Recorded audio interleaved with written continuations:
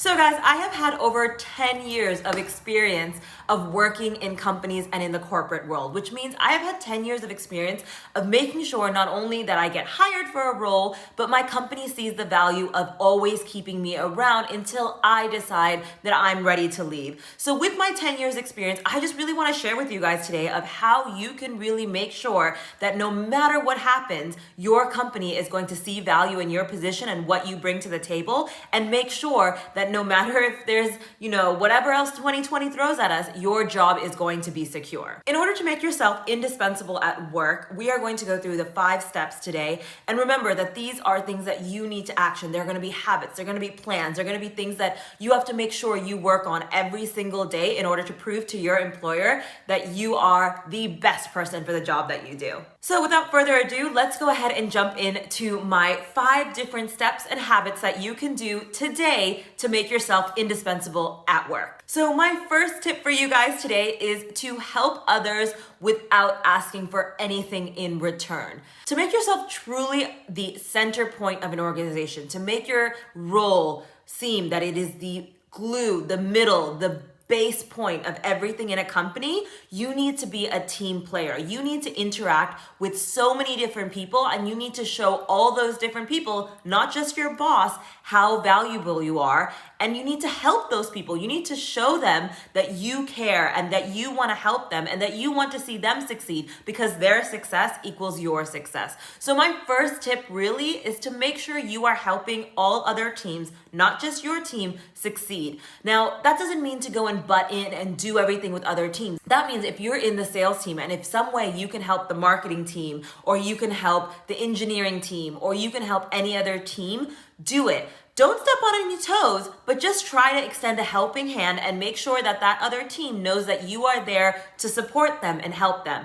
Because when it comes time for your evaluation or your boss looking at everything that you're doing, when other team members say, "Oh my gosh, Anika totally helped me on that one project," or "She was so helpful for building out the bigger team goal," it is so valuable that you are contributing to a bigger goal, a bigger team, and not just yourself. So remember to constantly be helping others, not only in your own team, but in other teams, because that will show to your employer that you really are a true team player. So my second tip for you guys today is to stay educated beyond your expertise. So this kind of ties back to my first, where it's like helping with other teams and making sure you're working as a team player. The one thing that your employer or your boss or anyone else actually in your company that they don't want to hear you say is, "That's not my job."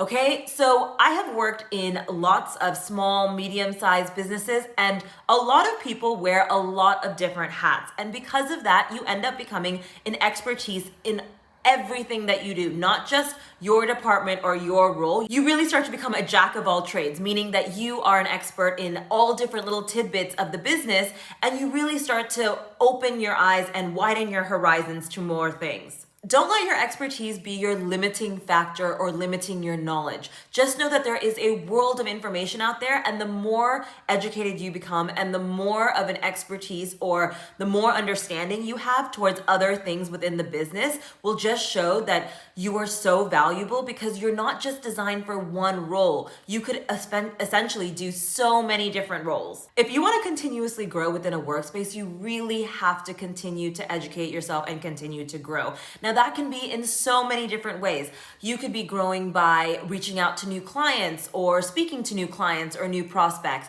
You could grow by putting yourself into a new position or volunteering for doing certain tasks and things that other people don't want to do. All I can say is that educating yourself and making sure that you reach beyond your specific role and your expertise will make your boss, your employer, really see that you are a jack of all trades. And even if a company decides to make your role redundant, let's say you are a salesperson, but let's say you've decided to become an expert in marketing, then suddenly you can decide, okay, I want to shift into the marketing role, and then your role would not be redundant. You'd be able to move into something else. Putting in the effort to really do something and really educate yourself on something will show that you are really in it for the long run. You're not just here for the job or the title or anything. Your company will really see that you are putting in a genuine effort and you're really there to see not only yourself succeed, but the business succeed because you are becoming an expert in so many different ways. And remember, as you get better and better at things, your supervisor or your boss is going to notice that you are doing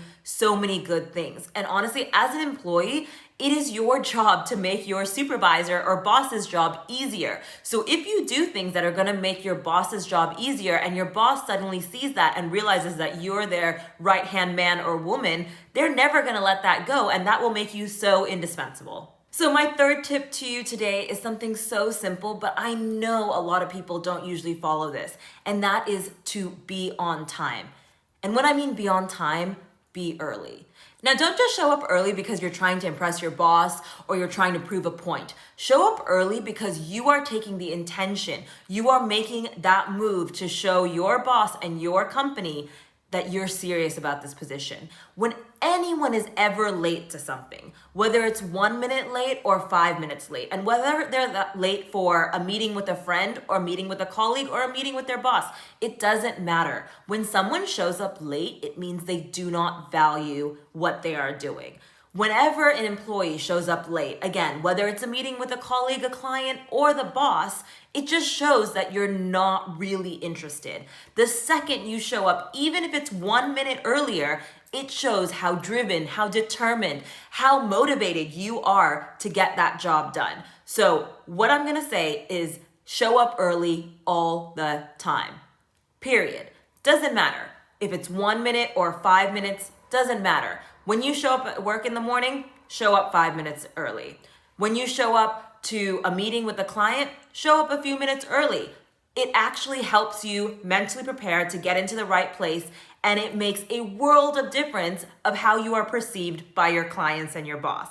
Now, I understand that sometimes there are excruciating circumstances that you might be late sometimes, okay? I am also late sometimes, but because I have a track record of always being either early on time, when I am actually late, people realize it's not because I'm trying to waste their time, it's because I'm genuinely late. But if you're the opposite and you are always late, people are gonna be like, this person is just wasting my time. So just make that extra effort. It's 60 seconds, 1 minute earlier will make a world of difference of how you're perceived and how everyone values your time and everything you can bring to the table. So guys, if you guys are getting value from this video and you're enjoying my tips and tricks on how to be indispensable at work, please do give this video a thumbs up so I know to create more content like this.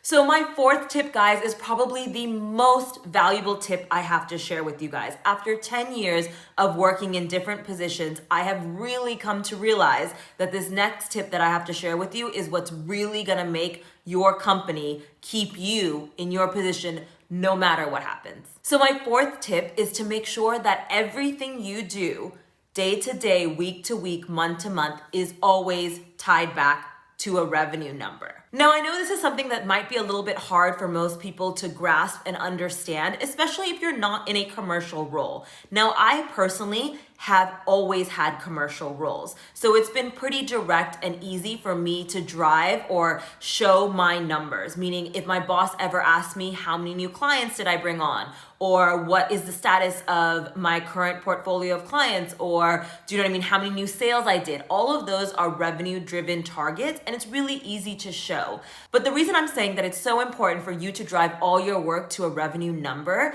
is because a CEO of a company or the directors or the board is always going to look at how much you cost, meaning your salary, versus how much revenue you bring in. Always. No matter if you're in an engineering role, no matter if you're in a sales role, no matter if you're in a back office role or an HR role, it doesn't matter.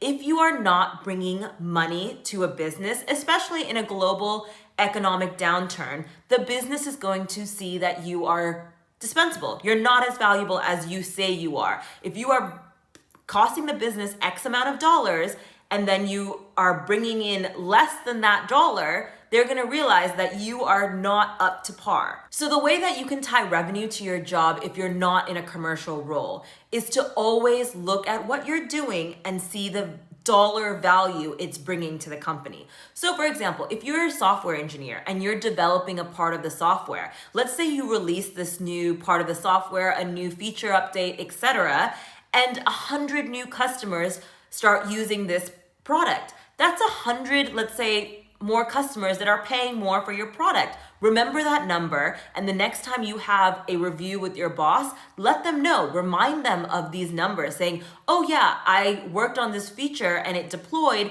and then when it deployed, there was 100 new customers that started using it, which means that 100 more people are paying for our product. That is an easy way to show your boss your revenue numbers. So if you're not in a revenue role, meaning like you're not in sales, or you're not in marketing, or you're not in customer support or anything like that, where it's very clear to see your work evidence against the revenue it brings in, you have to take the initiative to remind your boss or your supervisor why you are doing what you do and how much money it brings into the business. So like I was saying, if you develop something new and 100 new people started using your software for it, then that is something you need to highlight to your boss.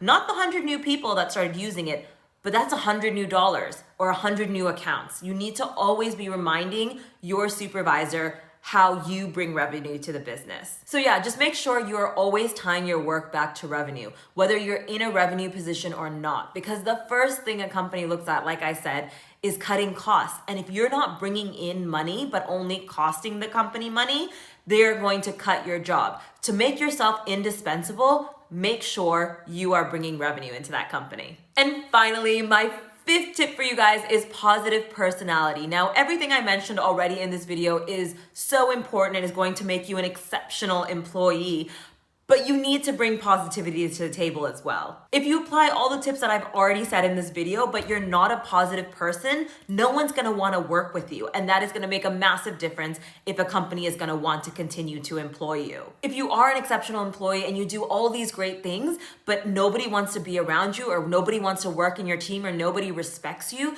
then there's no point of doing all of this. You need to be able to radiate positivity and be that person that everybody wants to be around, because if everybody wants to be around you, that company is going to realize, oh my gosh, this person makes such a positive impact in our workplace that if we were to let them go, it would really affect the greater workplace. And they would never want to do that. And they would want to keep you around for that positive energy. I know it seems so simple, but honestly, your positivity and the way you treat others and the way you interact with others goes so long in the longevity of not only your employer keeping you around, but the future relationships you build, and making sure that your employer is very proud to call you an employee, or even if you decide to leave that company, an ex-employee, because they're just so proud of that positive personality that you bring to the table. Just remember that positivity can go so far. And if you are applying all my tips and tricks that I mentioned already in this video, just make sure you do it in a positive manner, because that will really secure your job. So guys, that brings me to the end of the video. I hope you guys enjoyed my 5 quick tips on how to make yourself indispensable at work.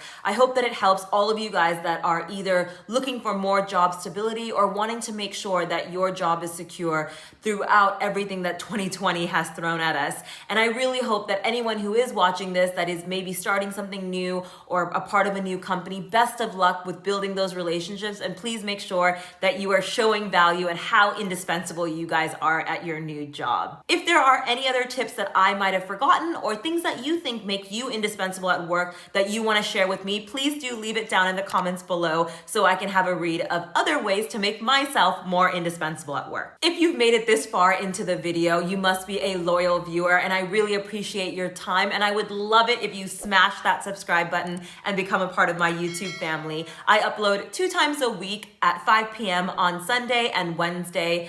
And I would love if you guys would turn on that bell notification so you know when my next video is going live. Anyways, guys, I hope you guys are having a lovely day wherever you are in the world, and I'll catch you guys in my next video. Bye.